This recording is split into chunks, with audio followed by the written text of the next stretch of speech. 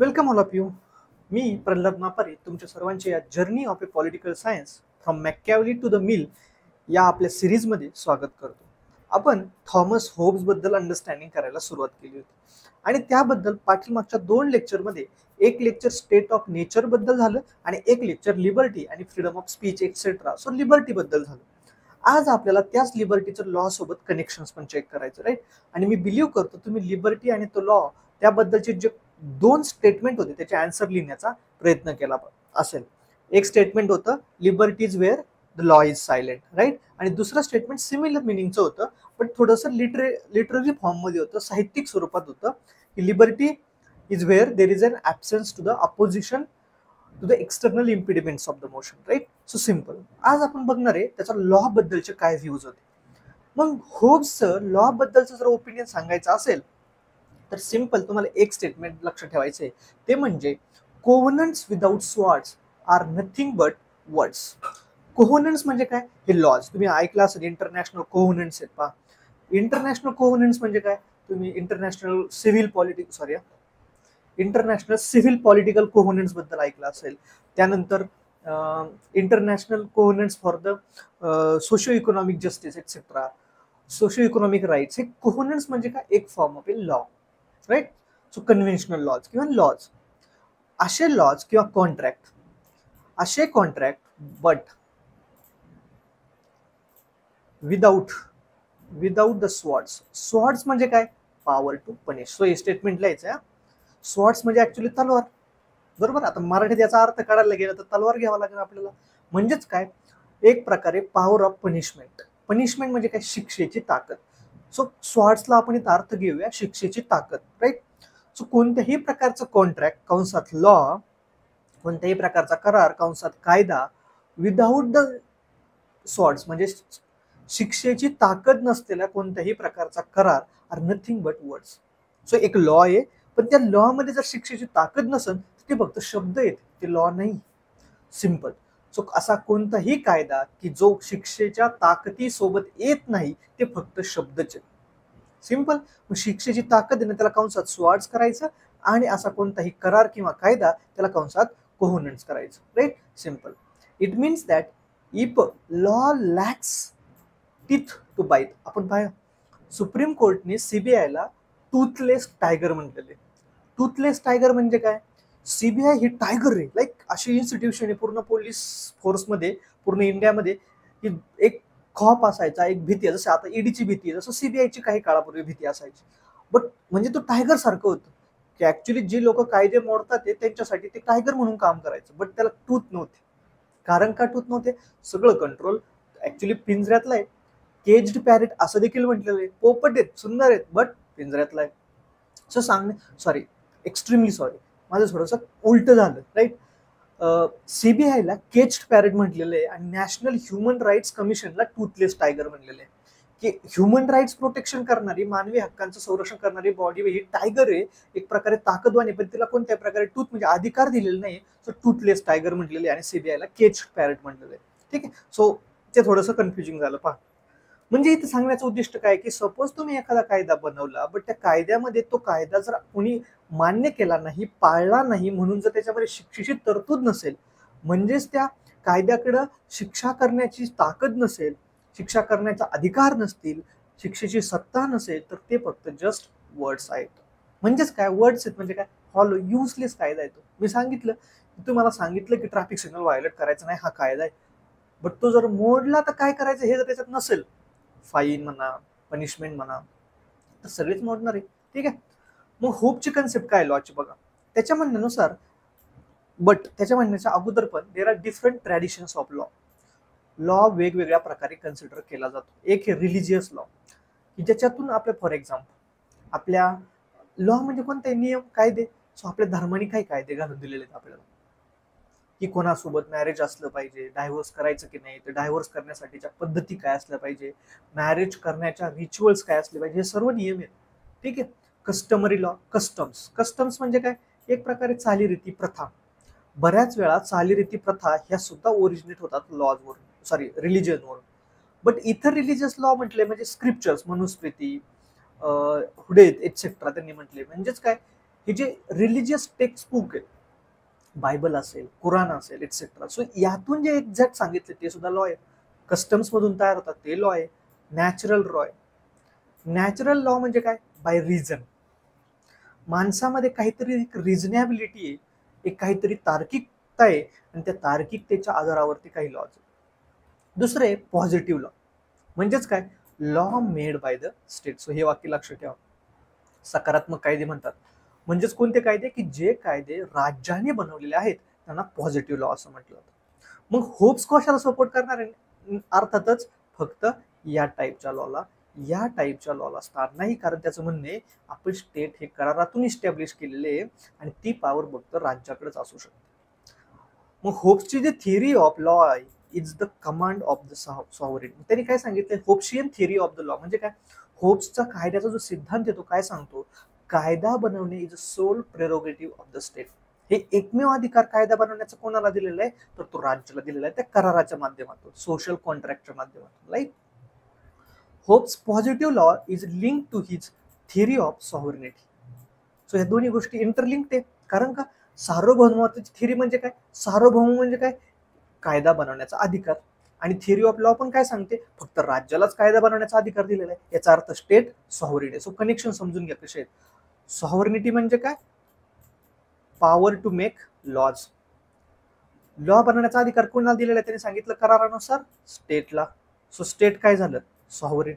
So state is a sovereign. He theory prove झाली. So हे त्याच्या दोन्ही थिअरी इंटरलिंक्ड आहे एक प्रकारे. ठीक आहे. Positive laws means only that law which is made by the state.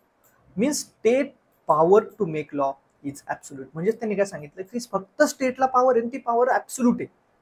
ठीक आहे.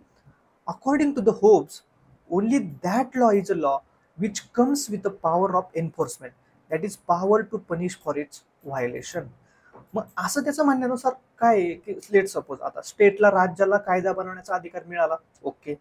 बट खरा कायदा तोच खरा कायदा आहे ज्याच्याकडे पॉवर ऑफ पनिशमेंट आहे. पॉवर ऑफ पनिशमेंट याचा अर्थ काय? शिक्षा करण्याची ताकद आहे. त्यालाच आपण लॉ म्हणू शकतो असं होप्सचं म्हणणं आहे. आणि म्हणून त्यांनी वाक्य वापरले. Just give me a second.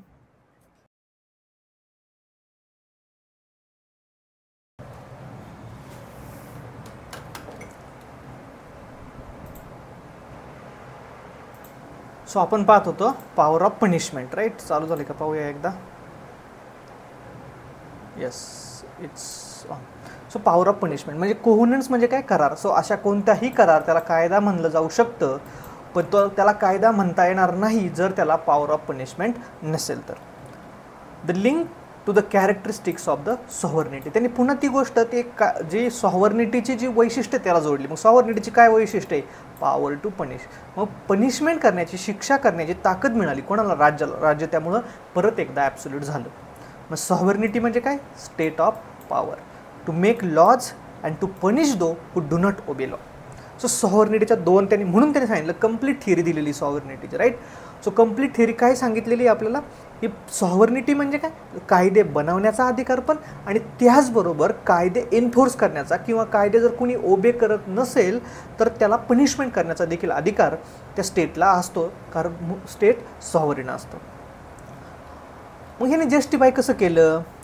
This seen in context of sovereignty of if there is any person or community, organization, institution which does not obey the law or the command of sovereign. याचाच अर्थ म्हणजे असं कोणतीही एखादी institution असेल, person असेल की जो ॲक्च्युली जे सॉव्हरेन आहे, स्टेट आहे, त्याचे जर लॉ आहे, त्याचे कमांड ऐकत नसेल. कमांड काय आहे? To make law. मग ही जर ऐकत नसेल याचा अर्थ काय? तो स्वतःची सॉव्हर्निटी एक्झर्ट करतोय, स्वतःचं सार्वभौमत्व त्याच्यावर लादण्याचा प्रयत्न करतोय राज्यावरती. राईट. म्हणजे त्याचा अर्थ काय? It is means it is trying to show as if it will prefer its own law. म्हणजे काय? सिम्पल समजून घ्या. लेट सपोज हे स्टेट आहे, राईट, राज्य आहे, आणि याच्यामध्ये एक पर्सन आहे, एक इंडिव्हिज्युअल आहे, किंवा एक इन्स्टिट्यूशन आहे, किंवा एक ऑर्गनायझेशन आहे, रिलिजन आहे, वॉट एव्हर. आता हे काय करतात? ह्या स्टेटनी जे बनवलेले राज्य आहेत, त्या स्टेटनी जे बनवलेले लॉज आहेत ते डिसओबे करतात. आता आपण पाहिलं हे सॉव्हरेन आहे, कारण याला लॉ बनवण्याचा अधिकार आहे. आता हे लॉ फॉलो करत नाही. याचा अर्थ काय?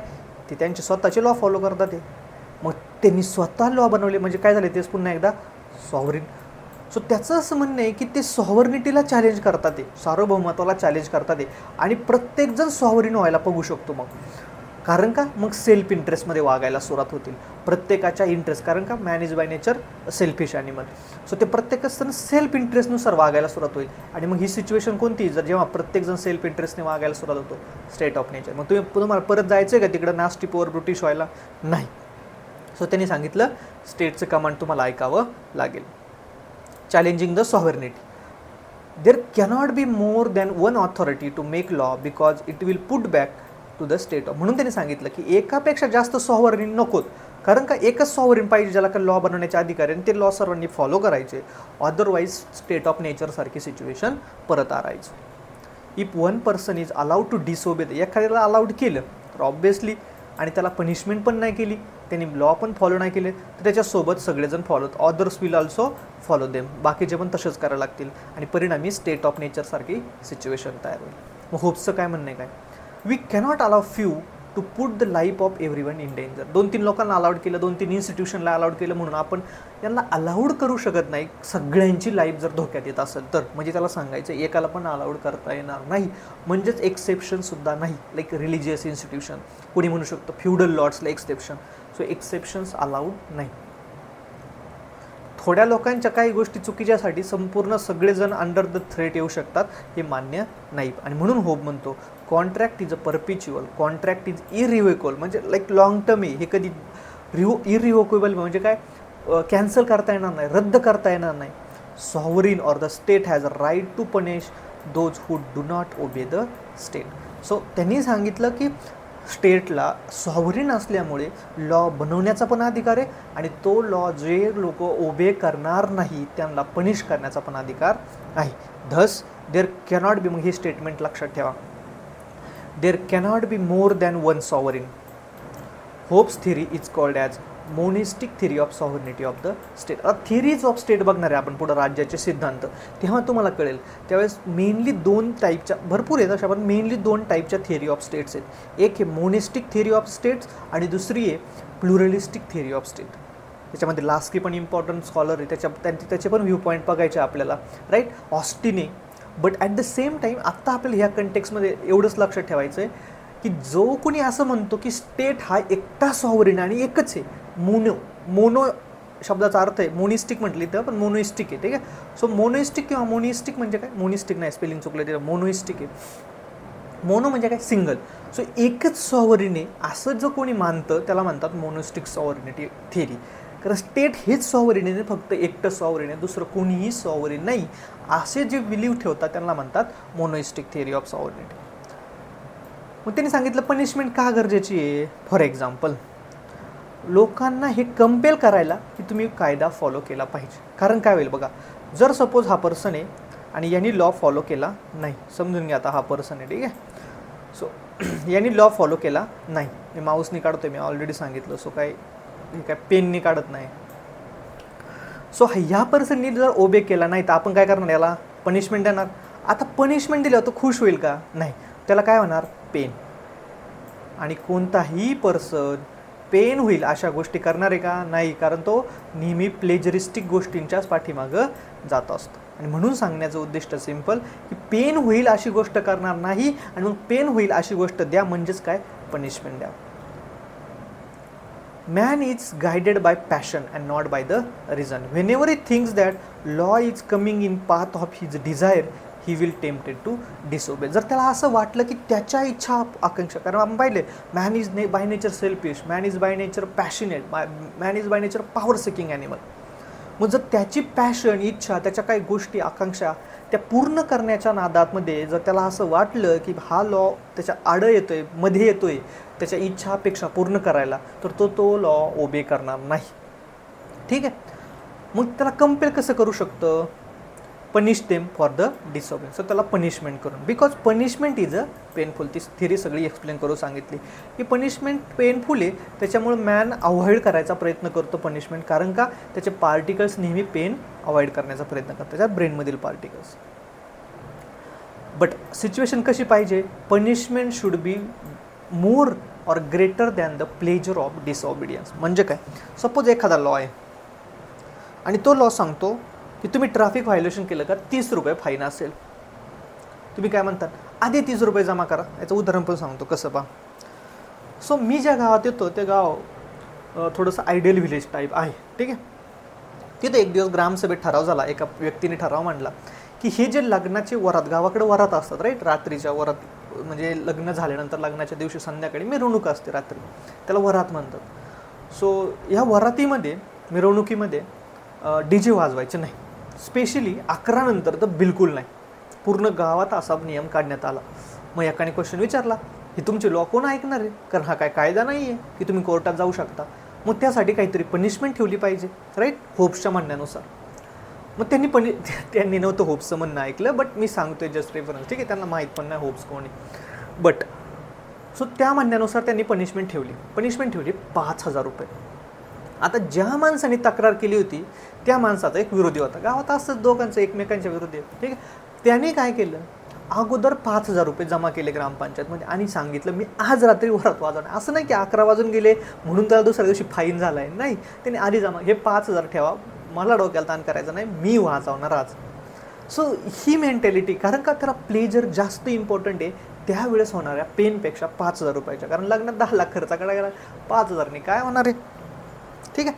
सो सांगण्याचं उद्दिष्ट माझं सिम्पल आहे की तुम्हाला जर ट्रॅफिक रूलसाठी 30 रुपये व्हायोलेशन ठेवले चार्जेस, तर तुम्ही 30 रुपये आधी पे करणार आणि मग व्हायोलेशन करणार, हे घ्या 30 रुपये, डोकं नका लावू. सो तुम्हाला कधी पण अशा पद्धतीने पनिशमेंट पाहिजे की ती पनिशमेंट जास्त असली पाहिजे कम्पेअर टू द प्लेजर. तो पेन जास्त झाला पाहिजे, एवढा झाला पाहिजे की असं वाटलं पाहिजे तुम्हाला हे प्लेजर नको बाबा, ठीक आहे. आणि मग तेच तो प्रॉब्लेम होतोय, आजकालची पोरं गणते तिथंच आहे. आपल्याला नको त्या गोष्टींमध्ये प्लेजर एवढं आहे ना की त्याची जी मिळणारी लाईफची पनिशमेंट आहे, लाईफभर रिग्रेट म्हणा किंवा डिफिकल्ट स्ट्रगलमध्ये लाईफ काढायची एटसेट्रा, ती पनिशमेंट कमी पडते आजच्या प्लेजरच्या काळामध्ये. आणि प्लेजर कोणत्या गोष्टींमधून आहे, डिस्ट्रॅक्शन्स, ठीक आहे. आणि डिस्ट्रॅक्शन मीन्स काय की आपण इथं स्टडी करतोय बाकीच्या लोकांना इम्प्रेस करायला. Believe me, most of the student त्यासाठी करतात की माझ्या सोबत जो रूममेट आहे, माझे मित्र आहेत, त्यांच्या पुढे मला 4 गोष्टी सांगता आल्या पाहिजे की माझा GS1 झाला, GS2 झाला, मी GS3 करतोय, ऑप्शनलचं काहीच नाही, ऑप्शनल करता येईल सर म्हटले, नंतर करता येईल, किंवा ऑप्शनल सुरू केलेलं आहे असं सांगायचं. बट ॲक्च्युलीमध्ये त्याचं काहीच नसं झालेलं, त्याला फक्त दाखवायचं आहे बाकीच्यांना. याच्या कॉन्ट्ररी दुसऱ्या टाईपचे पर्सन्स असतात जे कुठंच काय बोलत नाही. कोणी म्हणलं ना इकॉनॉमिक्स येतं, नाही बाबा तूच केला अभ्यास, मी तर काय करत नाही, पण जाऊन गपचूप एक सब्जेक्ट कव्हर करत असतात. सो डिपेंड आहे. सो कोणाला शो अप करायचं तर कोणाला जेन्युइन स्टडी करायचं आहे, ठीक आहे. सो होपफुली अर्थ कळाला असन. Punishment should be the greater than the pleasure. Suppose a man committed tax evasion, एखाद्याने टॅक्स भरला नाही of ₹10 crore, penalty has to be 30 crore. तर उपयोग आहे ना, जर त्याने 10 करोडचा सपोज टॅक्स भरला नाही तर पेनल्टी 30 करोडची पाहिजे, तर त्याला लक्षात येईल बाई 20 करोड फुकट जाते, त्याच्यापेक्षा 10 करोड भरा, 20 करोड आपल्याला तर राहतील, ठीक आहे. When man is control by the passion from where man got a reason to enter in to the social contract. मग क्वेश्चन असा उभा राहतो, जर होप्सचं म्हणणं आहे की जर मॅनकडं एवढं पॅशन आहे, एवढा सेल्फिश आहे मॅन, तर तो कॉन्ट्रॅक्टमध्ये का गेलाय, त्याला कॉन्ट्रॅक्टमध्ये जाण्याची काय गरज होती, कॉन्ट्रॅक्ट करण्याची काय गरज होती. तर त्याला होप्स असं उत्तर देतो की येस, कॉन्ट्रॅक्ट करणं हे सुद्धा त्याच्या हितात होतं म्हणून त्याने केलं.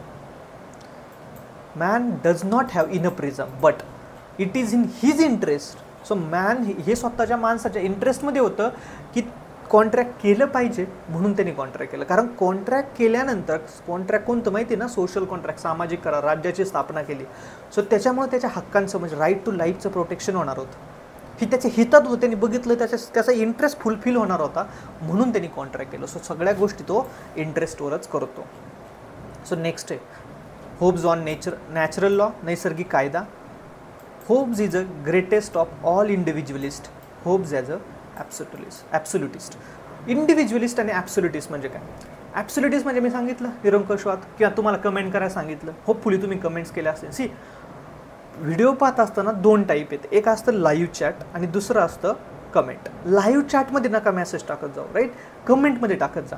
सो कमेंटमध्ये मेसेज टाकल्यानंतर ते बऱ्याच विद्यार्थ्यांना लागू पडतं. प्लस भरपूर सारे लोक मला त्यांच्या क्युरीज आहे ना पर्सनली विचारतात, नेसेसरी नाही ना, कमेंटमध्ये विचारा, जेणेकरून मला कमेंट काय होतं, दिवसभरात एवढे सारे मेसेजेस येतात की त्या मेसेजेसमध्ये बऱ्याच वेळा रिप्लाय करायचं राहून जातो, ते मेसेजेस खाली जात राहतात. मग ते प्रत्येक वेळेस इंडिव्हिज्युअली प्रत्येकाच्या अकाउंटवर जाऊन तो मेसेज रीड करणं, कंटेक्स्ट आठवणं की काय कंटेक्समध्ये बोललेलो आहे, हा पर्सन कोण आहे, त्यापेक्षा सरळ तुम्ही कमेंट्समध्ये टाकून देत जा, तिथे लगेच समजतं. तुमची क्युरी कदाचित बऱ्याच जणांची क्युरी असू शकते, तर तिथे ॲड्रेस होत जाईल. ठीक आहे. Hobbes view on a law. So मी सांगत होतो इंडिव्हिज्युअलिस्ट. इंडिव्हिज्युअलिझम म्हणजे काय, वैयक्तिकवाद किंवा व्यक्तिगतवाद, राईट.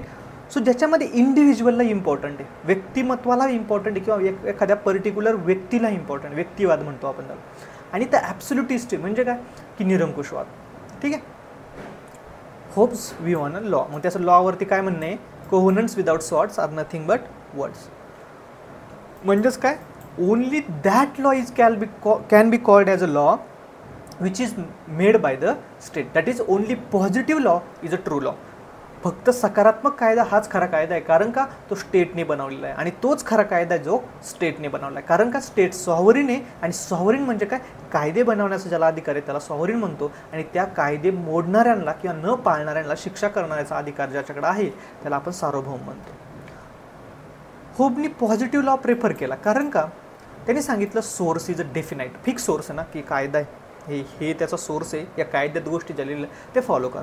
आता रिलिजनमध्ये काय होतं, रिलिजन जरी एक फिक्स सोर्स असला त्याची इंटरप्रिटेशन्स किती आलेत, खूप सारे इंटरप्रिटेशन्स आलेत, प्रत्येकाने आपापल्या पद्धतीने अर्थ लावण्याचा प्रयत्न केलेला आहे, राईट. म्हणून त्यांनी सांगितलं की ॲक्च्युली खरा लॉ तो पॉझिटिव्ह लॉ आहे, कारण तो एनफोर्स करता येतो. तुम्हाला बाकीच्या गोष्टी एनफोर्स करता येतात का, की अदर कोणत्या लॉ वापरले असतील किंवा अदर कोणते लॉ असतील, रिलिजन लॉ असतील, मग हे लॉ इन्फोर्स करता येतात का, तुम्हाला ठरवून देता येईल का, नाही ठरवता येईल. Comparison between the positive law and the natural law. Hope does not call natural law as a law, कारण का तो ॲक्च्युली सॉव्हरीनने बनवला आहे का, नाही, फक्त सॉव्हरीनने बनवलेला लॉच खरा लॉ आहे. कारण का त्याचं ऑब्जेक्टिव्ह काय, to establish law and order, कायदा आणि सुव्यवस्था मेंटेन करणं, कारण का कॅपिटलिस्ट. त्यांनी सांगितलं नॅचरल लॉ हा बेस्ड ऑन रिझनिंग. रिझनिंग म्हणजे काय, लॉजिकल थिंकिंग. आपण एक प्रकारे रिझनला इंग्लिशमध्ये काय, सॉरी मराठीमध्ये काय म्हणतात बा, तार्किकदृष्ट्या. ठीक आहे. सो आपल्या तारतम्याने तार्किकदृष्ट्या पाहायला गेलं तर आपल्याकडं लॉजिक असलं पाहिजे, रिझन असलं पाहिजे. आणि त्या रिझन म्हणजे कोणते, माणसाचं रिझन, पॅशन. म्हणून नॅचरल लॉ हे माणसाच्या रिझनवर डिपेंड आहे, आणि माणसाचं रिझन हे पॅशन कंट्रोल करतं त्याचं. आणि म्हणून man is by nature passionate animal, power seeking animal. त्याच्यामुळे आपण ह्या गोष्टी नॅचरल लॉवरती सोडू शकत नाही. म्हणून law made by the state is only law. Hobbes says that there are 19 counsels of prudence but 3 are most important. म्हणजे काय, recognise everybody right to self preservation, हे पण इम्पॉर्टंट आहे. आता त्यांनी काय केलं बघा, स्टेट ऑफ नेचर नंतर एक स्टेट बनवलं, राईट, सोशल कॉन्ट्रॅक्ट करून. आणि त्या सोशल कॉन्ट्रॅक्ट करून जे स्टेट बनवलं त्या स्टेटला सर्व अधिकार देण्यात आले. ठीक. आज थोडा बॅकग्राऊंडला नॉईज आला तरी थोडं समजून घ्या, इथं सगळीकडे ढोल ताशे पथक चालू आहे, right. So recognize everybody right to self preservation म्हणजेच काय, की त्यांनी सांगितलं की एक प्रकारे स्टेट ऑफ नेचर होतं, सोशल कॉन्ट्रॅक्ट करून मी स्टेट बनवलं, त्या स्टेटला सर्वांनी कॉन्ट्रॅक्ट करून एकत्र येऊन सगळे अधिकार दिले एक्सेप्ट राईट टू लाईफ. बरोबर. मग जर तो अधिकार स्टेट विदाऊट लॉ जर हिरावून घेण्याचा प्रयत्न करत असेल, त्या लॉवरती गदा येत असेल, त्या हक्कांवरती, कोणता, राईट टू लाईफचा, तर मात्र तुम्हाला राईट टू सेल्फ प्रिझर्वेशन देखील आहे. मग तुम्ही त्याच्या विरुद्ध प्रोटेस्ट पण करू शकता. ठीक आहे. सो पहिली गोष्ट, स्टेटने सगळ्यांना राईट टू लाईफ हे रिकग्नाइज करणे. दुसरं, to come out of the state of nature, that is state of war. दुसरं काय सांगितलं त्याने, की आपल्याला सगळ्यांना ह्या स्टेट ऑफ म्हणजे क्युओस आहे, सगळी अराजकता आहे ना, यातून बाहेर यायचं आहे. आणि ऑनर द कॉन्ट्रॅक्ट म्हणजे काय, कॉन्ट्रॅक्ट जे करार केलेला आहे त्याचा रिस्पेक्ट ठेवायचा आहे, राईट. 3 गोष्टी पाळा तुम्ही, ऑटोमॅटिकली तुमचं हे लॉ अँड ऑर्डर मेंटेन होणार आहे. मग याच्यामध्ये काय, राईट टू लाईफबद्दल त्याचे विचार काय बघा. त्याचं म्हणणे, पहिली गोष्ट, राईट्स म्हणजे काय, rights are the power protection which people have against the state. So वाक्य लक्षात ठेवा, राईट्स म्हणजे काय, डिटेलमध्ये बघणार आहे आपण राईट थिअरी ऑफ राईट्समध्ये, पण इथं वाक्य लक्षात ठेवा. राईट्स म्हणजे काय, rights are those power belongs to the people against the state. So fundamental राईटचे डेफिनेशन कोणी विचारलं तर असं सांगायचं, the power of a people against the state mention in the constitution of India is known as a fundamental rights. Simple definition. Hopefully कोणी सांगितले असेल तुम्हाला. सगळे बोलतात ते मूलभूत हक्क, हे मूलभूत हक्क ते 14 नंबर आर्टिकल 14 15 पाठ करा, बट कोणी सांगत नाही मूलभूत हक्क म्हणजे काय. आणि क्वेश्चन UPSCला प्रिलियमला याच्यावर आणले की what are the rights. Rights म्हणजे काय, असे लोकांचे अधिकार जे ॲक्च्युली स्टेटच्या अगेन्स्ट आहेत. म्हणजे का, कारण स्टेटनी काही गोष्टी त्याच्या बियॉन्ड जाऊन काही करू नये. For example, let suppose me state आहे आणि मला सगळे अधिकार मिळालेत, राईट.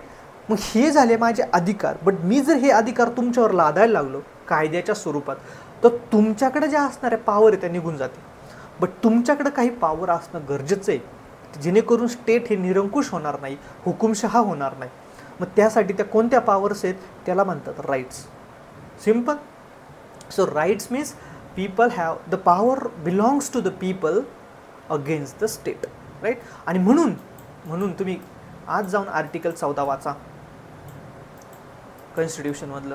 काय सांगतं आर्टिकल 14? आर्टिकल 14 सांगतं स्टेट शाल नॉट.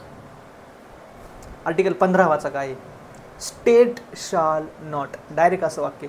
स्टेट शाल नॉट म्हणजेच काय की राज्याने हे करू नये, म्हणजेच अगेन्स्ट, राज्याच्या अगेन्स्ट, राईट. सिम्पल. मग according to the Hobbes man had absolute rights in the state of nature. So माणसाला पूर्णपणे निरंकुश अधिकार होते कुठं, स्टेट ऑफ नेचर, नैसर्गिक परिस्थितीमध्ये. पण त्यांनी त्याचा वापर करता आला का त्याला? नाही. परंतु इथं काय, in state of nature might is right. त्यांनी सांगितलं मी जे म्हणेन तेच खरं होतं. सो माझं जे म्हणणं होतं तेच खरं आहे. माईट, मी जे म्हणेल तेच खरं. बट म्हणजेच काय, सगळ्यांना अधिकार होते, पण त्याचा काय अर्थ होता, किऑस आहे सगळीकडं. म्हणून तो सांगतो natural rights as powers, then after the contract all rights are surrender to the state. पण जेव्हा कॉन्ट्रॅक्ट झालं तेव्हा हे सगळे अधिकार आपण स्टेटला दिले आणि आपल्याकडं फक्त एकच अधिकार ठेवला, तो म्हणजे राईट टू लाईफ. आणि तोच स्टेटने रिकग्नाइज केला, राईट टू सेल्फ प्रिझर्वेशन. प्रत्येकाला स्वतःचा.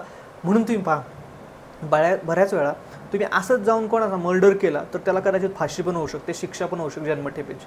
पण कोणीतरी तुमचा मर्डर करायला आले किंवा तुमचा राईट टू लाईफ हिरावून घ्यायला आले, त्यावेळेस तुम्ही सेल्फ प्रोटेक्शन केलं तर कदाचित एवढी शिक्षा होत नाही. सो सेल्फ प्रोटेक्शन वेगळे, कारण प्रत्येकाला राईट टू सेल्फ प्रिझर्वेशन आहे. State becomes absolute. मग याच्यातून काय झालं बघा, स्टेट ऑफ नेचर याच्यामध्ये काय होतं, प्रत्येकाची लाईफ नास्टी, पुअर, ब्रिटिश आणि शॉर्ट. त्याचा परिणाम काय झाला, त्यांनी कॉन्ट्रॅक्ट केलं, या कॉन्ट्रॅक्टमधून स्टेट निर्माण झालं. इथं काय होतं, लाईफ नास्टी पोर का झाली होती, कारण का माईट इज राईट, कारण प्रत्येकाला अधिकार मिळाले होते. सगळेजण म्हणतो ते माझंच खरं, किऑस होता. मग यांनी काय केलं, कॉन्ट्रॅक्टमध्ये काय केलं, सगळे राईट स्टेटला दिले एक्सेप्ट राईट टू लाईफ. मग सगळे राईट कोणाकडे आले आता, राईट म्हणजे मी काय सांगितलं होतं, पॉवर, राईट. सो कोणाकडे आली, स्टेट. म्हणून स्टेट झालं absolute. Whether man has any right or protection against the state, Hobbes gives man right to resist the state. Right to resist म्हणजे काय की राज्याला देखील विरोध करण्याचा अधिकार आहे, ज्याला आपण म्हणतो ना प्रोटेस्ट करणं एटसेट्रा. सो राज्याला विरोध करण्याचा पण अधिकार आहे. For example, right to life तुमचं प्रोटेक्ट करणं राज्याचं काम आहे, पण जर राज्य ते व्यवस्थित करत नसेल किंवा तुमची लाईफ हिरावून घेण्याचा प्रयत्न करत असेल की तुम्हाला राईट आहे, तर अशा वेळेस तुम्ही राज्याला विरोध करू शकता. म्हणजेच त्याने सांगितले right to resist the state. So स्टेटला रेजिस्ट करण्याचा देखील अधिकार दिलेला आहे, तो याच्यासोबतच येतो. So state power to make law is absolute. त्याला कोणी चॅलेंज करू शकत नाही, ते दुसरं सॉव्हरीन पण नाही.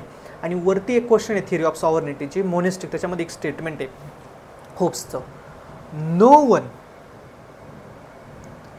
One inside the territory or outside the territory, be it a church, there cannot be more than one sovereign, be it inside or outside the territory, be it a church. म्हणजेच काय, त्यांनी church मुद्दाम वापरले कारण त्याला church तुम्ही exclude करायचं होतं, राईट. सो आपण पाहिले there cannot be more than one sovereign. So एकापेक्षा जास्त लोक within the inside the state sovereign असू शकत नाही, एक्सेप्ट द स्टेट. स्टेट सोडून दुसरं कोणीही सॉव्हरीन असू शकत नाही. State power to punish for disobedience of the law is also absolute. So power of making law and power of punishment. However, there is a single exception that man can resist the state if, पण त्याच्यामध्ये exception सांगितले त्यांनी काय की man म्हणजे माणूस हा राज्याला विरोध करू शकतो, रेजिस्ट करू शकतो, पण कोणत्या कंडिशनमध्ये, if state fails to protect right to life. जर राज्य फेल झालं प्रोटेक्ट करायला स्वतःचे राईट, म्हणजे त्या पर्सनचे राईट टू लाईफ, तर माणूस रिवोल्ट करू शकतो, राईट. सेम सिच्युएशन तुम्ही आता हे कंटेक्समध्ये बघा. आपल्याकडे मॉडर्न नेशन स्टेट कन्सेप्ट होती का? नाही, ब्रिटिशांनी आणली. ट्रू. टेरिटरी वाईज ब्रिटिशांनी कन्सेप्ट आणली. मग ब्रिटिश प्रोटेक्ट करू शकले का आपले राईट टू लाईफ? नाही, ब्रिटिशच घेत होते आपली राईट टू लाईफ. कुठे लॉ नाही, काय नाही, कोणत्या प्रकारे एक्सप्लॉयटेशन. आणि म्हणून लोकांना एक इलिजिटिमेट राईट टू रिव्होल्ट मिळाला, आणि तो रिव्होल्ट म्हणजे आपला फ्रीडम स्ट्रगल.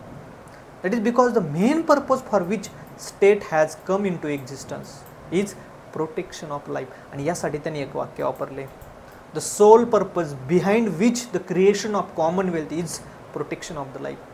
सिम्पल, किती सुंदर वाक्य आहे. कॉमनवेल्थ म्हणजे काय? त्यांनी स्टेट म्हटलंय, त्यांनी वर्ड वापरला कॉमनवेल्थ, त्याला पण स्टेट म्हटलेले, राईट. सो त्यांनी सांगितलं sole purpose behind the creation of commonwealth, की राज्य बनवण्याच्या मागे एकमेव हेतू हा होता की लोकांचं राईट टू लाईफचं प्रोटेक्शन करणे, जीविताच्या अधिकारचं, स्वातंत्र्याचं रक्षण करणे, संरक्षण करणे. ठीक आहे. सो इंग्लिशमध्ये फार इझी सांगितलं ना, हे मराठी खूप कॉम्प्लिकेटेड आहे. कारण काय, होब्सनी थिअरी मराठीत डेव्हलप केलेली नाही, होब्सनी इंग्लिशमध्येच केलेली ती. ठीक आहे. सो म्हणून इंग्लिशमध्ये सोपं आहे, कारण त्याचे डायरेक्ट पुस्तकाचे शब्द तुम्हाला कोट्स करता येतात. हे वाक्य त्याच्या पुस्तकातील आहे की the sole purpose behind the creation of a commonwealth is to protect the individuals life. If state tries to take away the life of a man in an arbitrary manner. Arbitrary म्हणजे काय, की एक systematic वेने नाही, कसंही पण randomly कोणालाही पण. आज डोळे उघडले, अचानक लक्षात आलं स्टेटला याला मारायचं, मारला. आज डोळे उघडले, लक्षात आलं याला असं, हे आर्बिट्ररी झालं, राईट. सो आर्बिट्ररी म्हणजे काय, तर रॅन्डमली, काही त्याला लॉजिक नाही, लॉ नाही, एटसेट्रा. म्हणून त्यांनी काय सांगितलं, जर अशी सिच्युएशन आली की स्टेट रॅन्डमली आर्बिट्ररीली तुमची लाईफ हिरावून घेते, राईट टू लाईफ प्रोटेक्ट करत नाही, तर मात्र तुम्हाला रिव्होल्ट करण्याचा अधिकार आहे. आणि मग त्यांनी सांगितलं सिम्पल, जर तुम्हाला असं वाटत असेल, ठीक आहे, हे माऊसने वापरणं लयच अवघड आहे. सो जर तुम्हाला असं वाटत असेल की लाईफ आर्बिट्ररी घेऊ नये, म्हणजेच काय, त्यासाठी काय पाहिजे मग, procedure establish by the law. कारण का, तुम्हाला पॉवर ऑफ एन्फोर्समेंट पण आहे. सो स्टेट असं नाही की तुमची लाईफ घेऊ शकत नाही, लाईक फाशी घेणं, तुमचं स्वातंत्र्य हिरावून घेणं, करू शकतं, बट कशा प्रकारे, procedure establish by law. Article 21.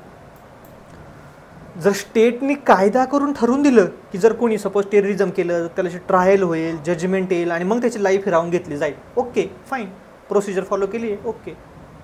But असंच आर्बिट्ररीली कोणाची लाईफ घेऊ शकत नाही. अदरवाईज तुम्हाला रिव्होल्ट करण्याचा अधिकार आहे, आणि स्टेटला उलथून टाकण्याचा अधिकार आहे, स्टेट चेंज करण्याचा अधिकार आहे. म्हणून त्यांनी सांगितलं आर्बिट्ररी मॅनरनी करू शकत नाही, बट प्रोसिजर इस्टॅब्लिश. सो कॉन्स्टिट्यूशनच्या थिअरीज कुठून आलेल्या आहेत हे समजून घ्या, की आपल्या कॉन्स्टिट्यूशनमध्ये जे आर्टिकल्स इन्क्लूड केले गेले आहेत, हे आर्टिकल्सचे मागं बॅकग्राऊंड काय, फिलॉसॉफी काय हे समजून घ्या, GS2 फार सोपा जाईल. फॉर एक्झाम्पल, UPSCला लास्ट इयरला क्वेश्चन होता की तुम्हाला काय वाटतं, राईट टू लाईफचे एवढे सारे, राईट टू आर्टिकल 21 मध्ये जे दिलेले आहे तुम्हाला, right to life and liberty, त्याचे एवढे सारे इंटरप्रिटेशन्स का. आणि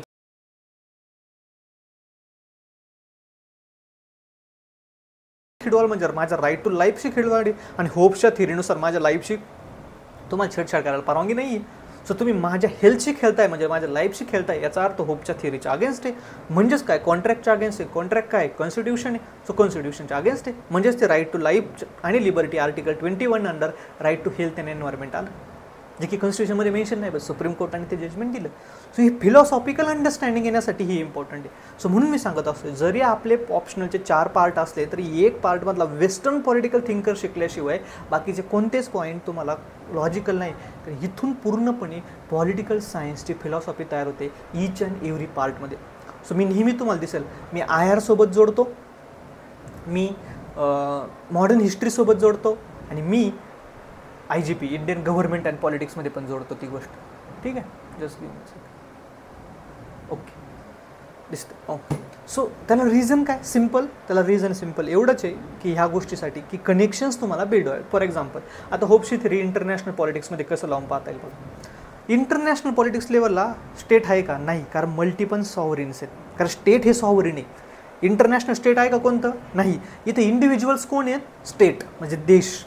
हे देश वेगवेगळे, आणि हे एवढे सॉव्हरिन आहे, प्रत्येकजण आपापल्या सेल्फ इंटरेस्टचा विचार करतोय. परिणामी काय, स्टेट ऑफ नेचर सारखी सिच्युएशन आहे, किऑस. तुम्ही म्हणा नाही सर, इंटरनॅशनल ट्रिटीज ॲग्रीमेंट पण आहेत, पण त्या ट्रिटीला पॉवर ऑफ एन्फोर्समेंट आहे का? नाही, म्हणून ते सॉव्हरेन नाही आहे. सो युनायटेड नेशनला कदाचित कायदे बनवायचा अधिकार असेल, काही युनायटेड नेशनचे काही नियम आहे like Geneva conventions etcetera, but त्याला पॉवर ऑफ एन्फोर्समेंट आहे का? नाही. तुम्ही म्हणता sir international court of justice आहे की? इंटरनॅशनल कोर्ट ऑफ जस्टिसला सुद्धा पॉवर ऑफ एन्फोर्समेंट आहे का? बघा, नाही. ते फक्त जजमेंट देऊ शकतो. ते जजमेंट एक्झिक्यूट कसं करायचं, त्याची अंमलबजावणी कसे करायची याचा अधिकार नाही. म्हणूनच तुम्हाला मी सांगितलं होतं बघा, परमनंट कोर्ट ऑफ आर्बिट्रेशन जे हेग या ठिकाणी आहे, त्यांनी ज्यावेळेस डिसिजन दिला साऊथ चायना सीमध्ये एक आयलँड पर्टिक्युलरली फिलिपिन्सच्या बाजूने डिसिजन दिला, चायनानं नाही ऐकलं. दम असन तुम्ही घेऊन दाखवा. त्यांच्याकडे काय आहे ते म्हणजे आम्ही जजमेंट द्यायचं काम आहे, आमचं याच्या पुढं काही काम नाही. सो सांगण्याचं उद्दिष्ट सिम्पल की इंटरनॅशनल पॉलिटिक्समध्ये पण वापरता येतं, कंपॅरेटिव्ह पॉलिटिक्समध्ये वापरता येतं, IGP मध्ये वापरता येतो, वेस्टर्न पॉलिटिकल फिलॉसॉफी व्यवस्थित करा, सगळे वापर. ठीक आहे. आता हे काय आहे? ठीक आहे. समरी काय थॉमस होब्सची? State is a sovereign, only that law is law which is made by the state, that is positive law. But आपल्याला राईट टू रेजिस्ट पण आहे. कधी जर स्टेट फेल झालं राईट टू लाईफ प्रोटेक्ट करायला, किंवा आपली लाईफ आर्बिट्ररी घेत असेल राईट टू लाईफ, तर आपल्याला मात्र अधिकार आहे स्टेटच्या विरोधात जायला. Right. First complete theory of sovereignty दिली त्यांनी, यस. म्हणून त्याला फर्स्ट मॉडर्न थिंकर असं देखील म्हटलं जातं. सो बोदीन, ऑस्टेन यांनी हा थिअरीज दिल्या म्हणून त्यांना नाही म्हटलं जात. तर फर्स्ट मॉडर्न थिंकर कोण आहे? कारण होब्स, कारण का त्यांनी first complete theory of sovereignty दिली. आणि कंप्लीट थिअरी ऑफ सॉव्हर्निटीमध्ये काय सांगितलं? State is a sovereign. आणि स्टेट का सॉव्हरेन आहे? Because state has a 2 powers to make. ठीक आहे. सो आजचा क्वेश्चन लिहा. Why Thomas Hobbes is called as a first modern thinker? Thomas होब्सला पहिला आधुनिक विचारवंत, राजकीय विचारवंत असं का म्हटले जाते? आणि मला हा क्वेश्चन आहे ना 20 मार्क्सचा कन्सिडर करा. 20 मार्क्सचा क्वेश्चन हा, म्हणजे कमीत कमी 2.5 पेजेस, पाठपोट 1 पेज आणि पलीकडं. सो 2.5 पेजेस, पाठपोट 2 पेजेस, सॉरी. सो 2.5 पेजेस तरी लिहा, ॲटलिस्ट 2 पेजेस तरी लिहा पाठपोट, म्हणजे टोटल 4 सिंगल पेजेस आणि 2 पाठपोट पेजेस. सो एवढं तरी लिहा त्याचं उत्तर. ठीक आहे. आणि मग जे जे उत्तर लिहून पाठवतील मला मी त्यांचा एक ग्रुप करतो, जे रेग्युलर उत्तर पाठवतात ते, आणि त्यांच्यामध्ये आपण डिस्कस करत. तर पॉईंट नाही सगळ्यांसोबत डिस्कस करण्याचं, राईट. त्यांच्या क्युरी जे लिहितच नाही त्यांना काय क्युरी येणार आहेत? सो क्युरी त्यांच्याच ॲड्रेस केल्या जातील जे रेग्युलरली लिहित आहेत. Sovereignty of state denotes the state is a supreme authority to make law. So कायदे करण्याचा ज्याला अधिकार आहे आणि अंतिम अधिकार आहे ती म्हणजे सॉव्हरेन बॉडी असेल. Will of the people, social contract, right. Supreme authority to make law means that law is a law which is given by the sovereign state. जे स्टेटने दिले, सार्वभौम राज्याने जो लॉ बनवलाय तोच खरा लॉ आहे, त्याला पॉझिटिव्ह लॉ असं म्हटलं जातं. कारण का? फक्त तोच लॉ पॉवर ऑफ पनिशमेंट सोबत येतो. कारण पॉवर ऑफ पनिशमेंट कोणाकडे? पुन्हा एकदा स्टेटकडं. म्हणून त्यांनी core function of the state सांगितलंय to maintain the law and order for the protection of the life of individual. So त्यांनी सांगितलं मेन फंक्शन काय आहे की हे जी लॉ अँड ऑर्डरची सिच्युएशन आहे, कायदा सुव्यवस्थेची परिस्थिती आहे, जे एक प्रकारे क्युऑस माजलेलं आहे, अराजकता, ती नष्ट करून कायदा आणि सुव्यवस्था मेंटेन करणं, जेणेकरून लोकांचं राईट टू लाईफचं प्रिझर्वेशन होऊ शकतं. मग याच्या अगेन्स्ट गांधीजी होते. त्यांचं काय म्हणणं होतं? State is a soulless machine. आत्मा नसलेलं यंत्र असं म्हटलं होतं की स्टेटला आत्मा नाही. आत्मा नाही याचा अर्थ काय? ह्युमॅनिटी, लव, कम्पॅशन, एम्पॅथी यासारख्या ज्या फिलिंग्ज आहेत त्या नाही आहेत स्टेटला. स्टेट चालतं ते एका वन साइडेडनी, एका प्रकारे, एका अँगलने विचार करून फक्त. ठीक आहे. सो म्हणजे लोकांचा विचार नाही करत आहे, फक्त लॉ आणि त्याचे काही वर्ड्स आहेत त्याच्यानुसार स्टेट चालतं. म्हणून त्यांनी सांगितलं आयडियल स्टेट कोणतं आहे? जे रामराज्य.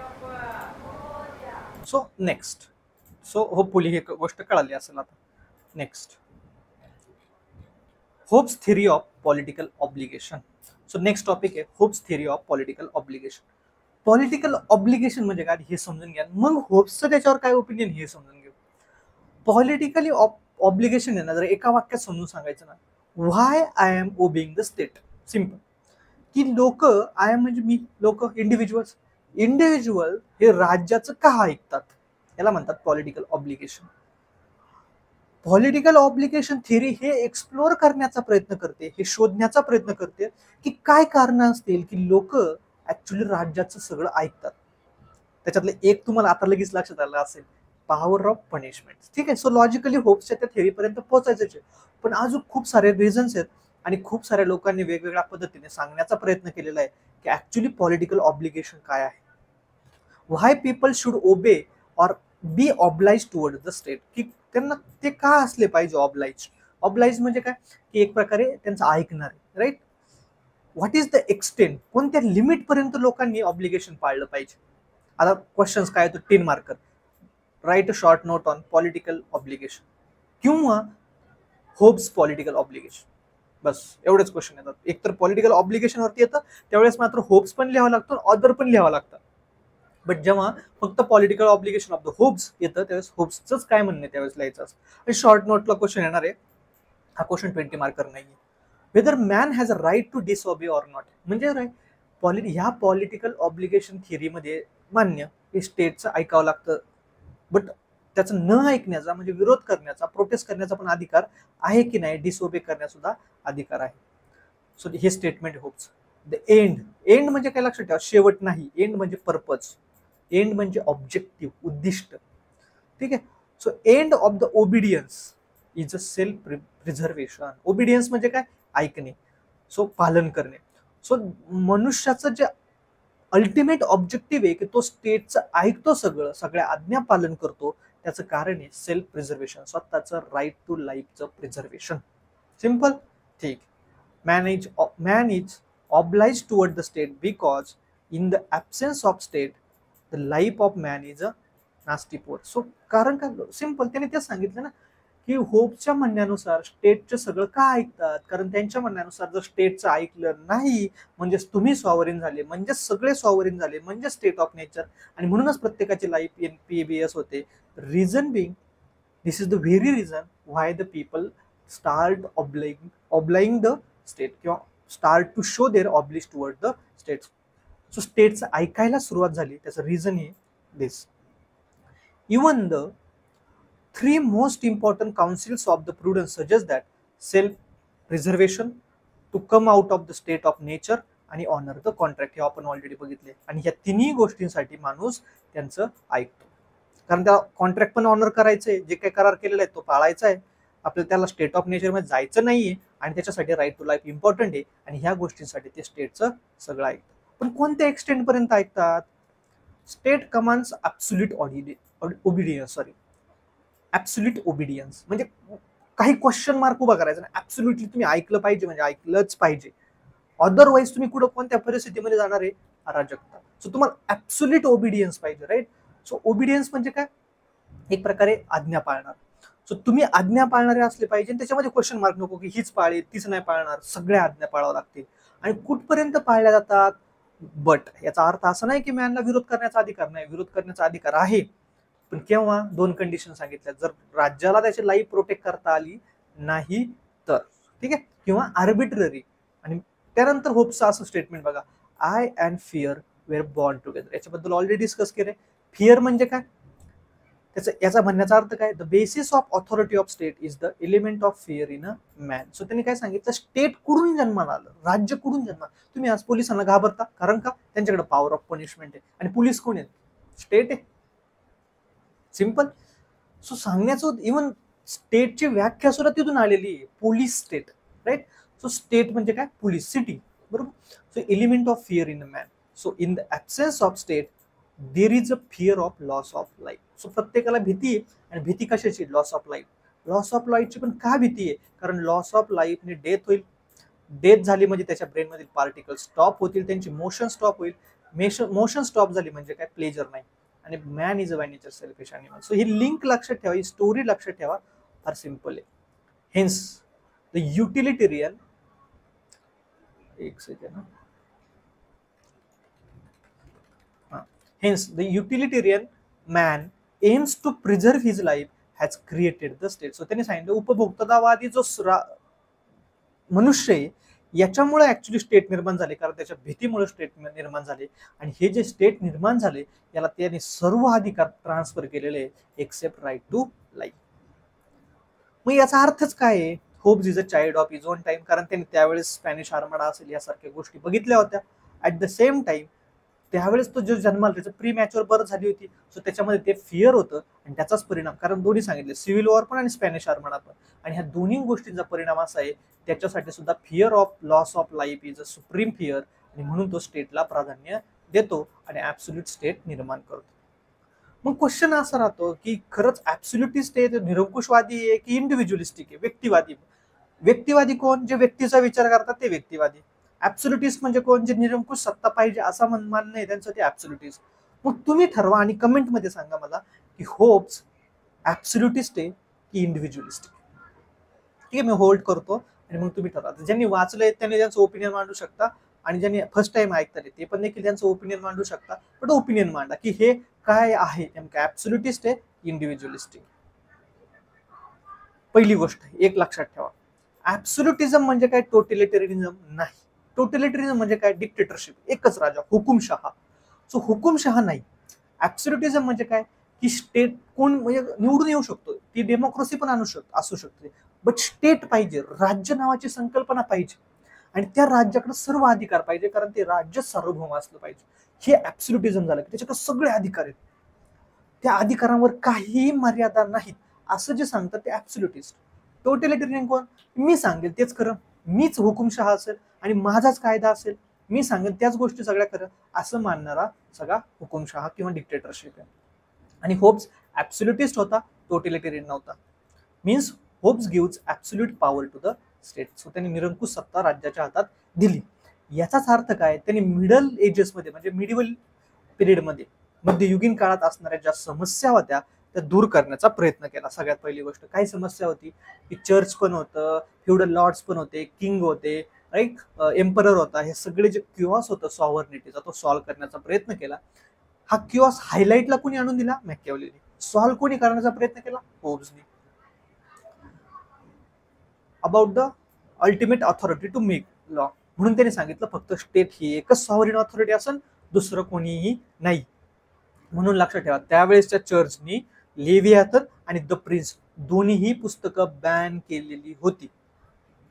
दुसरं, it is absolute in a sense that it also has power to punish, की त्याला पनिशमेंट करण्याचा पण अधिकार आहे, आणि तो सुद्धा निरंकुश आहे, म्हणून तो ऍब्सोल्यूट आहे. Hobbes' absolutism should be seen in a context. When there was a chaos in medieval Europe, absence of clarity about the ultimate institution. So, but आपण त्याला डायरेक्ट ऍब्सोल्युटिस्ट हा निरंकुशवादी असं म्हणण्यापेक्षा थोडंसं विचार करायला पाहिजे. कंटेक्स्ट, संदर्भ काय? संदर्भ काय होता? की मिडिवल टाइम मध्ये, मध्ययुगीन काळामध्ये ब्रिटनमध्ये, युरोपमध्ये किऑस होता, अराजकता माजली होती. द रिझन बिंग की मल्टिपल सॉव्हरेन पॉवर झाले होते, खूप सारे सॉव्हरेन झाले होते, आणि क्लॅरिटी नव्हती की नेमकं कोणाचं ऐकायचं. या परिस्थितीत त्यांनी एक आशेचा किरण दाखवला की स्टेट नावाची संकल्पना असेल जी सॉव्हरेन असेल आणि हिचं ऐकायचं बघ, बस, सिंपल. होब्स बिलीव्ह दॅट, चालू आहे ना? Yes, it is on. होब्सचं काय म्हणणे पहा. Hobbes believe that only by giving absolute power to the state we can establish peace. आपल्याला शांतता पाहिजे असेल तर स्टेटला, राज्याला ऍब्सोल्यूट पॉवर द्यावीच लागणार आहे. However, Hobbes is also regarded as, ठीक आहे, सो सिंपल. सो काय सांगतोय? But at the same time Hobbes is a regarded as greatest individualist of all, की तो व्यक्तिवादी पण आहे. तो फक्त काय निरंकुश सत्तावादी नाहीये. त्याचं म्हणणं नाही की, त्याचं हे म्हणणं आहे की स्टेट ऍब्सोल्यूट पाहिजे, निरंकुश पाहिजे, पण असं देखील म्हटलं जातं त्यांनी व्यक्तीचाच विचार केलेला आहे. कारण का? त्यांनी हे सुद्धा सांगितले स्टेट का पाहिजे निरंकुश, ऍब्सोल्यूट, कारण लोकांना राईट टू लाईफ प्रोटेक्ट करायचे आहे. म्हणजे त्याच्यासाठी लोकांचे राईट टू लाईफ हे सेंटरला आहे, स्टेटचं ऍब्सोल्युटिझम सेंटरला नाहीये. त्यांनी ओरिजिन पण ह्युमन नेचर पासूनच केली होती, सो व्यक्तिवादापासूनच केली होती. सो समजून घ्या कशी स्टोरी ती. ह्युमन नेचर पासून सुरुवात झाली, man is by nature selfish animal, story सुरू झाली, स्टेट ऑफ नेचर पर्यंत गेली, स्टेट इस्टॅब्लिश केलं, सुप्रीम ऑथॉरिटी, सॉव्हरेन ऑथॉरिटी म्हणून स्टेट इस्टॅब्लिश केलं. का? त्याला लॉ मेकिंग पॉवर दिली, ते पॉवर ऑफ पनिशमेंट दिली, लोकांनी का ओबिडियन्स करायचं ते सांगितलं. प्लस त्यांनी हे पण सांगितलं की राईट टू रिव्होल्ट पण आहे, सो लोकांना रिव्होल्ट पण करता आला पाहिजे. आणि का करता आला पाहिजे? दोन कारणावरून. जर स्टेट त्यांची लाईफ प्रोटेक्ट करत नसेल तर शेवटी पुन्हा कुठे आला तो? सो भलेही त्यांनी कारण त्याचं ह्युमन नेचर सेंटरला आहे आणि त्याचं राईट टू लाईफ, लोकांचं राईट टू लाईफ प्रोटेक्ट करणं ही मेन थीम आहे. त्याच्यासाठी त्याला ॲब्सोल्युटिस्ट स्टेट बनवावं लागलं आणि म्हणून त्याला म्हटलं जातं one of the greatest individualist of all. आपल्यापैकी सर्वात मोठा व्यक्तिवादी कोण असेल तर तो Hobbes. But at the same time त्याच्यासाठी अजून एक शब्द वापरला जातो किंवा वाक्य वापरलं जातं. Hobbes is individualistic in his assumption but become absolutist in his conclusion. पुन्हा एकदा स्टेटमेंट सांगतो, हवं तर लिहून घेतो मी इथं म्हणजे तुम्हाला लक्षात येईल. Hobbes is individualistic in its assumption but becomes absolutist in its conclusion. ठीक आहे, सिंपल. आता इथं नाही दिसलं तर आपण काय करूया, मला मोठं करण्याचा प्रयत्न. हा इथे दिसेल तुम्हाला, हे बघा इथे स्टेटमेंट दिसेल.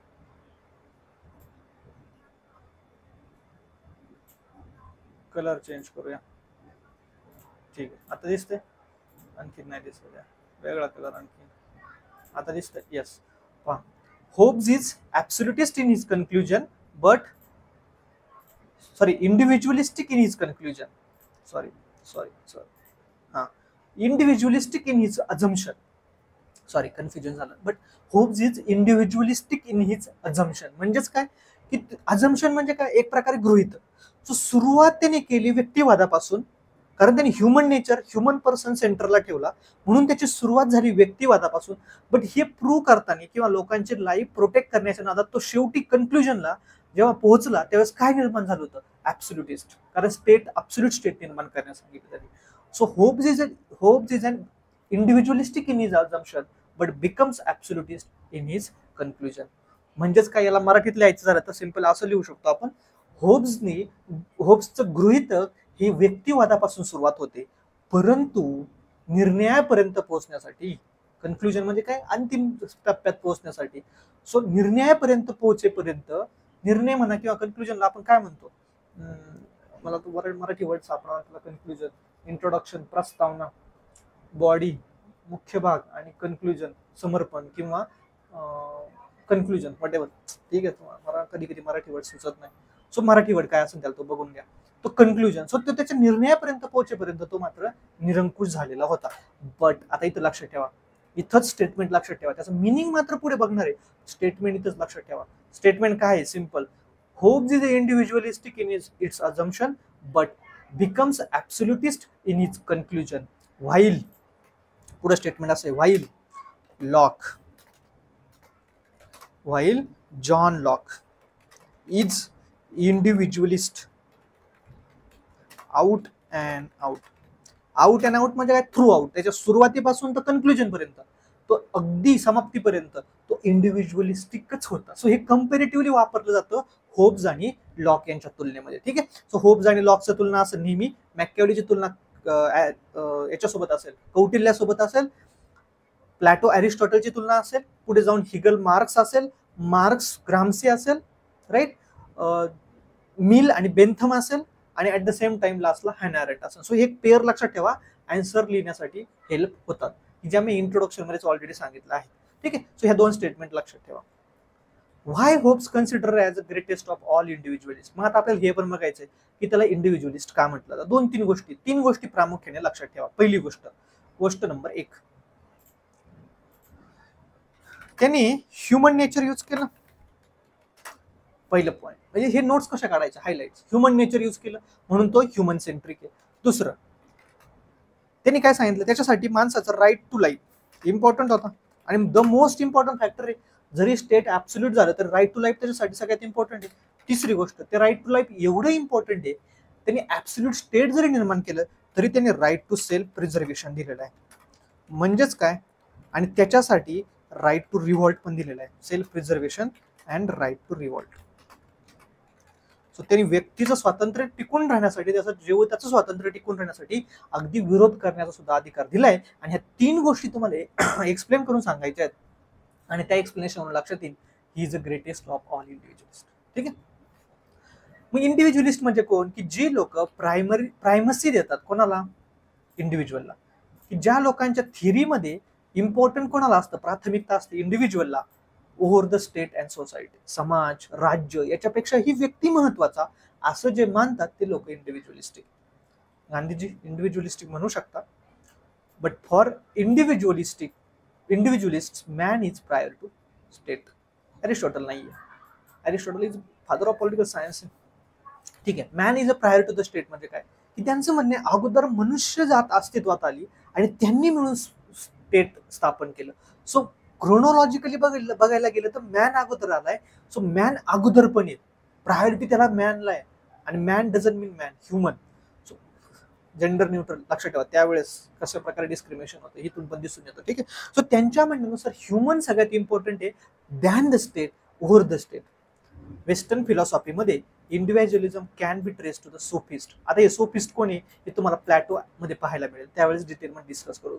आता लक्षात ठेवा, सोफिस्ट म्हणजे ते लोक जे मटेरियलिस्टिक भौतिक सुखाबद्दल बोलतात, की त्यांच्यासाठी भौतिक सुख हेच खरं सुख आहे. मटेरियलिस्टिक टेंडन्सी जे आजच्या जमान्यात म्हणतात ना, पैसा कमा बाकीचं डोक्याला ताण नका करू. फॉर एक्झाम्पल तुम्ही आता रील्स पाहिले असतील खूप सारे, हे जे स्टॉक मार्केट ट्रेडिंग वाले ना यांचे खूप सारे रील्स येतात, ते कसे पैसे कमवायचे एक्सेट्रा. माझा सिंपल 2-3 प्रश्न आहे. प्रश्न नंबर 1, जर तुम्ही एवढे पैसा कमवू शकता, तुम्हाला एवढी ट्रेडिंग कळतंय, तुम्ही शिकवता कशाला आम्हाला? त्याच्याऐवजी तुम्ही ट्रेडिंग करा, एवढा पैसा कमवा ना. ही युट्यूबवर 2-3 लाखात कशाला खेळता? कोट्यवधी शोधा. तुम्हाला दिसलं का पुढं मुकेश अंबानी युट्यूब चॅनल खोललाय? नाही, तो त्याच्यापेक्षा जास्त पैसा कमवू शकतो. सो जर तुम्हाला ट्रेडिंगची एवढी अक्कल आहे तर तुम्ही शिकवा. तुम्ही मग ती क्रोनॉलॉजी जिथं लावून पाहाल की सर तुम्हाला एवढी शिकवायची अक्कल आहे, तुम्ही पेपर का नाही देत? बरोबर आहे, मला माहिती आहे डोक्याला लागणार काहीतरी, किंवा काही जणांच्या डोक्यात येणार. दोन गोष्टी डिफरंट इथं लक्षात ठेवा. तिथे ट्रेड करताना ना फायनान्शियल गोष्टी इन्व्हॉल्व्ह आहेत आणि इथं फायनान्शियल गोष्टींचा संबंध नाहीये.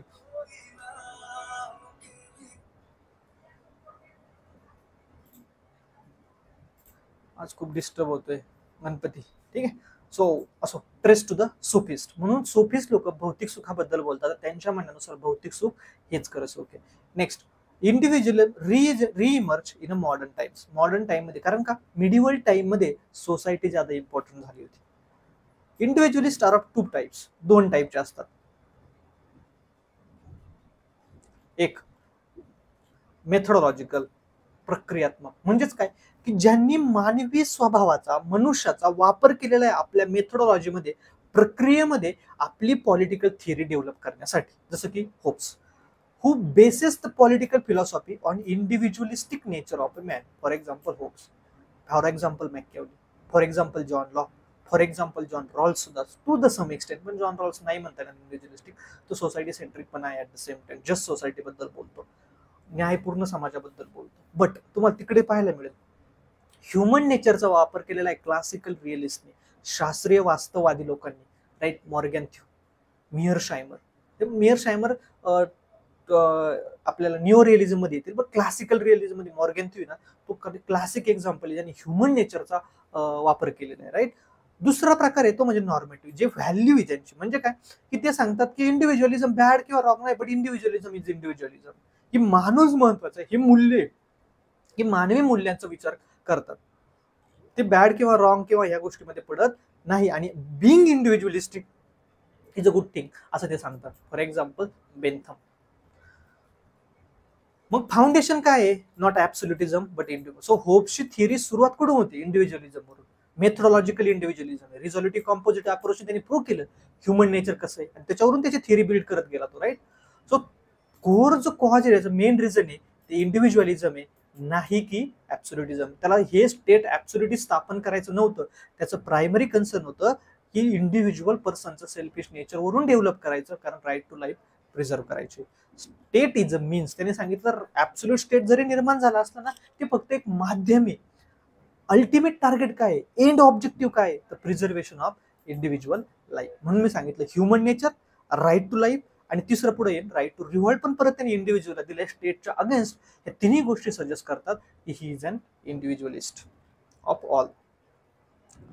बट तो नॉर्मेटिव्ह इंडिव्हिज्युअलिस्ट पण आहे, कारण का तो असा फर्स्ट पर्सन आहे की त्याने सांगितलं being individualistic is a natural fact. की सेल्फिश असणं नॅचरल आहे. नॅचरल कसं आहे? त्याने ते ब्रेन, ते पार्टिकल्स, फिजिक्सचा वापर केला, ग्रामर्सचा वापर केला, जॉमेट्रीचा वापर केला. त्याने सगळं सायन्सचा वापर करून हे सांगितलं की भाई नॅचरल आहे, त्याच्यामध्ये चेंज काय. सो बिईंग सेल्फिश असणं नॅचरल आहे. सो तुम्ही गिल्ट नका घेऊ की मी सेल्फिश आहे ना. आजकाल लोक म्हणतात काय सेल्फिश माणूस आहे, आणि आपण त्याच्याकडून निगेटिव्हली बघतो. होब्सने आपल्याला त्या गिल्ट मधून बाहेर काढलं. त्याने सांगितलं being selfish is not a bad thing, आणि म्हणून तो फर्स्ट इंडिव्हिज्युअलिस्टिक आहे. लक्षात ठेवा, even greatest of all individualistic आहे, कारण त्याने आपल्याला त्या गिल्ट मधून बाहेर काढलं. त्याने सांगितलं ह्याच्यात बॅड किंवा गुड काही नाही, हे सिम्पल नॅचरल फॅक्ट आहे. जशा प्रकारे चंद्र, सूर्य, तारे हे नॅचरल फॅक्ट आहे. त्याच्यामध्ये गुड किंवा बॅडचा काय संबंध आहे. Just like though there was nothing good or bad in earth revolving around the sun. So earth sun भोवती फिरती, याच्यात बॅड गुड काय का इगो घेऊन बसायचा आहे. नाही मी का फिरतो ह्याभोवती, तू फिर माझ्या भोवती, याच्यात काय नॅचरल फॅक्ट आहे. राईट. सो अगदी त्याच प्रकारे त्याने सांगितलंय being selfish is also natural thing, there is nothing good or bad in it, म्हणून तो इंडिव्हिज्युअलिस्टिक आहे. जरी त्यांनी ऍब्सोल्यूट पॉवर दिलेला असला स्टेटला, तरी त्यांनी रेजिस्ट करण्याचा पण अधिकार दिलेला आहे ना, जर स्टेट फेल झालं आपली लाईफ प्रोटेक्ट करायला. सो ही थर्ड थिंग आहे, याच्यावरून पण कळतं man is by. So question लिहा आजचा, तो जो ते जे स्टेटमेंट लिहून दिले ना, ते स्टेटमेंट लिहायचं, ते एक्सप्लेन करायचं. हा देखील आजचा नेक्स्ट क्वेश्चन. मी सांगतो, तुम्ही जेवढे आता मी क्वेश्चन देतो ना, तुम्ही जर एवढे जरी क्वेश्चन प्रॅक्टिस केले ना पुढच्या वर्षी एमपीएससीला, मी सांगतो तुम्हाला लिहून देतो, जर तुम्ही मेन्सला असाल आणि आता दिलेले क्वेश्चन आहेत ना व्यवस्थित पाठ केले ना, गॅरंटी मॅम कोऱ्या कागदावर लिहून घ्या, तुम्ही इंटरव्ह्यूला असाल लिहून देऊ शकतो ही गोष्ट मी. जेवढे क्वेश्चन मी आता डिस्कशन करताना सांगतोय ना, कारण हे फार कोर क्वेश्चन आहे, याच्याशिवाय होप्स इनकम्प्लीट आहे. एवढे क्वेश्चन करा, मोर दॅन सफिशियंट. सो त्यांनी काय सांगितलं, state is a simply means or instrument of utility. Utility म्हणजे काय, वापर. अल्टिमेट एंड काय, अल्टिमेट एंड आहे preservation of right to life. So हे क्वेश्चन आहे, Hobbes as a first modern thinker whereas Bodhan is standing at the gate of modernity. Hobbes jumped inside the gate. So तरी काय सांगितलं आपल्याला, मगाशी मी question सांगितला, how Hobbes is a first modern thinker. मग आता याचे नोट्स काढायचे झाले सपोज आता, ठीक आहे, 2 पेजेस बाकी आहेत. ठीक आहे. सो क्वेश्चन आहे सिम्पल. आता याच्या नोट्स कशा काढायचे बघा, ह्याच क्वेश्चनच्या सिम्पल. आणि क्वेश्चन आन्सर साठी सेपरेट नोटबुक करा, त्याच्यात फक्त क्वेश्चन आन्सर असतील, ते नोट्स नसतील, क्वेश्चन आन्सर. ठीक. आता क्वेश्चन काय बघा, हा झाला स्टेटमेंट. आता आपल्याला लिहायचंय, the position of A first modern thinker is a contested. Contested म्हणजे काय, विवादात्मक आहे, ते फिक्स सांगू शकत नाही कोण आहे. फर्स्ट कंटेस्टंट कोण आहे, मॅकॅवली. सर्वप्रथम कोण आहेत, Machiavelli. Just give me a second. चालू झालंय. येस. सो फर्स्ट कंटेस्टंट कोण आहे, मॅकॅवली. मॅकॅवली काय आहे, कारण तो फर्स्ट पर्सन आहे की ज्याने मिडिवल टाइम मध्ये जे रिलिजनच्या अंडर होतं पॉलिटिकल सायन्स, त्याला सेपरेट करून एक पॉलिटिकल सायन्स सेपरेट डिसिप्लिन, संपूर्ण वेगळी शाखा, सो स्वायत्त शाखा तयार करण्याचा प्रयत्न केला. सो म्हणून त्याला आपण फर्स्ट मॉडर्न थिंकर म्हणू शकतो, कारण पहिल्यांदा त्यांनी मिडिवल टाइम मधून बाहेर निघून रेनेसान्स, ठीक आहे, सो इंडिव्हिज्युअलिझम ह्या गोष्टींकडे फोकस करताना पॉलिटिकल सायन्सची डेव्हलपमेंट करायला सुरुवात केली, जी काही मॉडर्न एजचे ट्रेड्स आहेत. सो पहिल्यांदा त्याला म्हणू शकतो. त्याचबरोबर त्यांनी नेशन स्टेटची कन्सेप्ट दिली. राईट. सो आपल्याला कसं देऊ शकतो, ही बॉडी पार्ट आहे ना, आणि बॉडी पार्ट मध्ये नोट्स काढताना आपण इंट्रोडक्शन कडे नंतर येऊया, बॉडी पार्ट बघतो बघा. सो बॉडी पार्ट मध्ये काय येईल, पहिला पॉईंट मॅकॅवली आपल्याला प्रूव्ह करायचा आहे, मॅकॅवली. आणि मग मॅकॅवली मध्ये पण ए पॉईंट काय येईल, सगळ्यात पहिला ए पॉईंट की त्याचं secularism, Machiavellism secularism. So free the clutches. Clutches म्हणजे काय की ऍक्च्युली कोणाच्या अंडर होतं, रिलिजनच्या अंडर होतं. दुसरा पॉईंट काय येईल की नेशन स्टेटची कन्सेप्ट दिली. ठीक आहे. तिसरा पॉईंट काय येईल, मॅकॅवलीचा की जे फीचर ऑफ मॉडर्न टाइम होते. सो त्याच्याबद्दल सेंटेन्स वापरलं जातं, नॅरोली रिलेटेड, नॅरोली लोकेटेड, कारण का त्यावेळेसच्या टाइमनुसार. सो रेनेसान्स पिरियड असेल, मॉडर्न एज असेल, इट्सेट्रा. सो त्यांनी काय केलं, पॉलिटिकल सायन्स फ्री केला. ठीक आहे. सेक्युलरिझम पण, पॉलिटिकल सायन्स पण फ्री केला रिलिजन पासून. ए आणि सी बऱ्यापैकी सेम आहे, सो म्हणून तुम्ही सी वरती टाकू शकता बी पॉईंट मध्ये, आणि नेशन स्टेट खाली टाकू शकता. ठीक आहे. बट हे 3 पॉईंट मॅकॅवलीचे समजले आपल्याला. But actually मॅकॅवलीनी concept of sovereignty दिली का, नाही. मग आपल्याला इथं पुढे काय लिहायचंय, कॉन्ट्रास्ट, की त्याचं कॉन्ट्रास्ट, की ऍक्च्युली आपल्याला हे पण प्रूव्ह करायचं ना, मॅकॅवली नाही, कारण होब्स फर्स्ट आहे, हे पण प्रूव्ह करायचं आहे आपल्याला. राईट. सो कॉन्ट्रास्ट काय लिहिता येईल की doesn't give theory of sovereignty. सॉव्हर्निटीची थिअरी त्याने दिलेली नाही. ठीक आहे.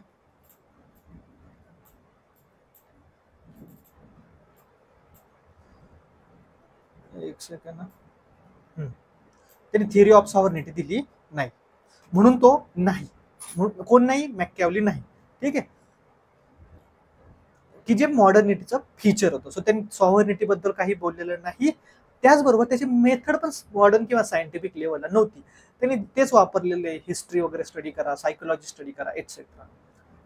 मग मॅकियावेली कसं डिस्क्राईब करू शकतो आपण? एक ट्रान्झिशनल थिंकर म्हणून. पण कन्क्लुजन पण द्यावं लागेल की असं नाही सोडून चालणार की नाही तो मॉडर्न थिंकर नाही. मग तो कुठला आहे? तो मिडिवल मधला पण नाही, कारण तो मिडिवल गोष्टी रिजेक्ट करतो. मग तो काय? एक ट्रान्झिशनल थिंकर आहे. परावर्तन होतंय ना, किंवा परिवर्तन होते. सो जे जग आहे ना, ते बदलण्याच्या तो उंबरठ्यावर आहे असं म्हणू शकतो. तो एक परिवर्तनीय, काळ परिवर्तनाच्या काळातील तो एक थिंकर आहे. त्याला आपण ट्रान्झिशनरी म्हणतो. म्हणजे मिडिवल एज संपत आलं होतं, मॉडर्न युगाची सुरुवात होत होती, अशा फेजमध्ये तो जन्माला आला. सो म्हणून त्याला आपण मॉडर्न एजचा थिंकर म्हणण्याऐवजी आपण त्याला नॉन मिडिवल म्हणूया किंवा अमॉडर्न म्हणू शकतो. पण हे स्टेटमेंट नाही लिहिलं तरी चालेल, तिथपर्यंतच तुम्ही रेस्ट्रिक्ट राहिले तरी ट्रान्झिशनल थिंकर आहे. आता दुसरा आला Bodin. So second Bodin. Answer कसे लिहायचे असतात? मी फक्त बॉडी बद्दल बोलतो. इंट्रोडक्शन कन्क्लुजन नंतर येऊया. मॉडर्न थिंकर म्हणजे काय, होब्स, मॅकियावेली कशा आहे हे नंतर सांगायचं आपल्याला. कन्क्लुजन पण नंतर. फोकस करा बॉडी. मला राईट आन्सर देता आला पाहिजे. सो दुसरा आहे जॉन बोधिन. यांनी काय केलं? थिअरी ऑफ सॉव्हर्निटी दिली. थिअरी ऑफ सॉव्हर्निटी देण्याचा प्रयत्न केला. ते सॉव्हर्निटी कम्प्लीट आहे ते दिसत नाही, बट त्याचा प्रॉब्लेम काय झाला समजून घ्या. ठीक आहे, त्याने थिअरी ऑफ सॉव्हर्निटी दिली, पण त्याचा प्रॉब्लेम असा झाला, कम्प्लीट थिअरी नाही दिली. म्हणजे कॉन्ट्रास्ट थिंग लगेच लिहिली आपण इथं, कारण त्याचं एवढं नाही, कारण आपल्याला सिलेबसला पण नाही, तो फक्त मेन्शन करायचा. कॉन्ट्रास्ट काय आहे? कम्प्लीट थिअरी नाही दिली त्याची. Complete theory no. ठीक आहे, सो कम्प्लीट थिअरी दिली, देऊ शकला नाही. सो म्हणून त्याने काय दिलं? पार्शियल थिअरी ऑफ स्टेट सॉव्हर्निटी सांगितलं. मग ती थिअरी पार्शियल कशी आहे? त्यांनी काय केलं? दोन डिस्टिंग्विश केले स्पेअर, म्हणजे दोन प्रकार पाडले. एक आहे रिलिजियस स्पेअर ऑफ लाईफ, जे स्पिरिच्युअल लाईफ म्हणूया आपण, आणि दुसरी आहे सेक्युलर लाईफ. सेक्युलर लाईफ म्हणजे काय? रूल्स, रेग्युलेशन, लॉ एटसेट्रा, ह्या काही गोष्टी सेक्युलर लाईफ मधल्या. पण बोधींच्या म्हणण्यानुसार काय? स्टेटला सॉव्हर्निटी आहे, पण ह्या सेक्युलर स्पेअर मध्येच आहे बघ. म्हणजेच स्टेट हे पूर्णपणे रिलिजन पासून सेपरेट आहे, बट पूर्णपणे सार्वभौम आहे, पण त्याला सार्वभौम कोणत्या गोष्टींमध्ये? ज्या सेक्युलर गोष्टी त्याच्यामध्ये, ज्या रिलिजियस गोष्टी, स्पिरिच्युअल गोष्टी त्याच्यामध्ये चर्च इम्पॉर्टंट असेल. मग हे झाले इनकम्प्लीट थिअरी. त्याच्या विरुद्ध होब्स कोण आहे? त्यांनी कम्प्लीट थिअरी ऑफ सॉव्हर्निटी दिली.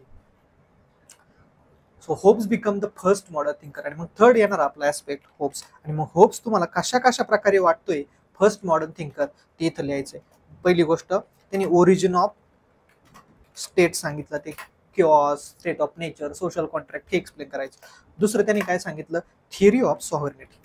आणि ती पण कशी? इथं थिअरी ऑफ सॉव्हर्निटी लिहितो बघतो, ती पण कशी थिअरी दिली त्यांनी? Complete theory of sovereignty. आणि मग इथे स्टेटमेंट वापरू शकता तुम्ही, there cannot be more than one sovereign inside or outside the state, be it a church, neither two or more than two. Sorry, पुन्हा सांगतो statement, there cannot be more than one. Yes, हा एवढं statement. There cannot be more than one sovereign inside the territory or outside the territory, be it a church. हे statement तुम्ही टाकू शकता. So हे statements कसे वापरायचे असतात? ऍट द सेम टाइम त्याची थिअरी ऑफ सॉव्हर्निटी पण तुम्हाला लिहावं लागेल. मग सॉव्हरेन स्टेट म्हणजे काय? Power to make laws, power to punish to those who disobeys law. So अशा लोकांना पनिशमेंट करणं, पॉवर म्हणजे लॉ बनवण्याची ताकद.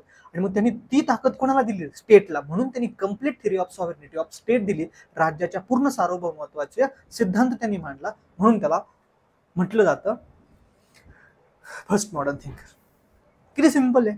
कन्क्लुजन काय येईल तुम्ही लिहा, कंटेस्टेड लिहा, ही कन्सेप्ट कंटेस्टेड आहे, बट म्हटलं जातं. तुम्ही लिहा की हा कन्क्लुजन स्टेटला नाही पोहोचू शकत, ठीक आहे, हरकत नाही, बट लिहा तुम्ही, ठीक आहे, कन्क्लुजन. बट बॉडी इम्पॉर्टंट सांग. Next, Leviathan is a useless as a book of history and fruitless as a book of politics. मग तुम्हाला काय करायचं आता बघा, इथं चुकी काय होती बघा. क्वेश्चन नीट समजून घ्या, हा PYQ आहे UPSCचा. लेव्हियाथन हे एक बुक युजलेस, निरुपयोगी बुक आहे हिस्ट्रीच्या साठी. असं समजलं हे हिस्ट्रीचं बुक आहे तर हे निरुपयोगी, याच्यात काही हिस्ट्रीच कळत नाही. आणि फ्रुटलेस, त्याच्यात काही उपयोग पण नाहीये किंवा त्याच्यातून काही निघत पण नाहीये, राईट. फ्रुट्स म्हणजे काय? काहीतरी फायदा. सो त्यातून काही निष्पन्न पण होत नाहीये, राईट. निष्पन्न वर्ड आहे. सो त्यातून काही निष्पन्न पण होत नाहीये ऍज अ पॉलिटिक्स म्हणून. असं कोणाचं वाक्य लक्षात ठेवा वेगनचं. मग आपण काय करतो? एक्सप्लेन करायला जातो बॉडीमध्ये की कशा प्रकारे ते हिस्ट्रीचं बुक नाहीये किंवा हिस्ट्रीसाठी युजलेस आहे, हे एक्सप्लेन करायला जातो, किंवा आपण हे एक्सप्लेन करायला जातो की कशा प्रकारे पॉलिटिक्स मधून काही गोष्टी निघत नाही किंवा फ्रुटलेस आहे पॉलिटिक्सच्या अँगलनी. नाही, या स्टेटमेंटचा अर्थ समजून घ्या. ह्या स्टेटमेंटचा हिडन अर्थ आहे give the significance of Hobbes theory mentioned in Leviathan. याचा अर्थ असा आहे, तुम्हाला लेव्हियाथन बुकमध्ये जो राज्याचा सिद्धांत मांडलेला आहे किंवा ज्या थिअरीज सिद्धांत मांडलेले आहेत वेगवेगळे होब्सनी, त्याचं सिग्निफिकन्स, त्याचं महत्व लिहायचं पूर्ण थ्रू आउट द आन्सर, की होब्स किती ग्रेट हे लिहायचं उत्तर, होब्सचं इम्पॉर्टंट. आणि म्हणून लिहा क्वेश्चन येतं लेव्हियाथन इज युजलेस बुक असे लिहिलं. हे एक प्रकारे हिस्ट्रीच्या बुक्स म्हणजे इतिहासाचे बुक जर समजले तर निरुपयोगी आहे, त्याच प्रकारे पॉलिटिक्सचे बुक समजले, राजकारणाचे बुक समजले तर एक प्रकारे निष्पन्न बुक आहे किंवा अनिष्पन्न आहे, कसा फ्रुटलेस म्हणा, Vayphale, निष्फळे book, what ever word वापरायचा तो वापरा. सो हे अशा प्रकारचं बुक आहे. एक्सप्लेन म्हणजेच असं लिहा तिथे, इट मीन्स म्हणजेच यामध्ये लेव्हियाथन या पुस्तकामध्ये होब्सने सांगितलेल्या सिद्धांताचे महत्व स्पष्ट करायचे आहे. सो असे तुम्हाला हिडन अंडरस्टँड झाले पाहिजे क्वेश्चनचे मिनिंग काय, आणि मग तुम्ही सगळे महत्व लिहा. कशा प्रकारे त्याने स्टेट ऑफ नेचर दिलं, तो इंडिव्हिज्युअलिस्टिक कसा आहे, तो माणसाच्या राईट टू लाईफ बद्दल कसा बोलतो, कशा प्रकारे त्याने ऍब्सोल्यूट स्टेटची कन्सेप्ट मांडली, त्याची लॉ बद्दलची कन्सेप्ट काय, ठीक आहे, त्यांनी कशा प्रकारे सांगितलं man is by nature power seeking animal, त्याचा काय परिणाम झाला आतापर्यंत, लॉ, लिबर्टी, फ्रीडम, या सगळ्या गोष्टीबद्दल जे लॉकने सिद्धांत मांडले त्याचा हा सिग्निफिकन्स लिहायचा आहे. ठीक आहे. सो रिलिजनला कसं सेपरेट केलं त्यांनी, कशा प्रकारे सगळे स्टेटच्या अंडर आणले, या सगळ्या गोष्टी. ठीक आहे.